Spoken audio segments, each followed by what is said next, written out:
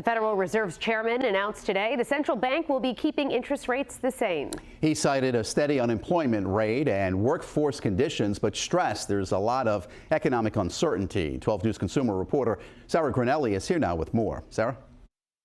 The Federal Reserve has been working to bring inflation down to 2%, but it's still unclear how exactly this will affect the economy. The Federal Reserve is keeping a close eye on inflation. Chairman Jerome Powell announced Wednesday that the central bank will not be changing the federal funds rate, which is at about 4.3%. Surveys of households and businesses point to heightened uncertainty about the economic outlook. Economist Liam Malloy says one reason is because the economy overall is doing well. The unemployment rate is 4.1%.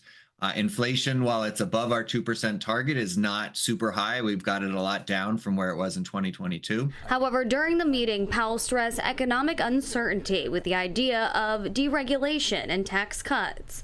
Plus, with President Donald Trump's tariffs on imported goods and the Department of Government Efficiency cutting the federal workforce. On the one hand, tariffs would likely increase inflation, right? It would increase the costs for consumers buying imported goods. If they do significantly cut the size of the federal workforce, that would tend to decrease inflation and also decrease economic activity. The uncertainty has a trickle-down effect, Malloy says. Many businesses are struggling to figure out what the future will look like for them. And the real question is, does all of this uncertainty create enough lack of investment, lack of consumer spending that could push us into a recession? Do tariffs increase costs enough for firms that prices go up so much that consumers buy less?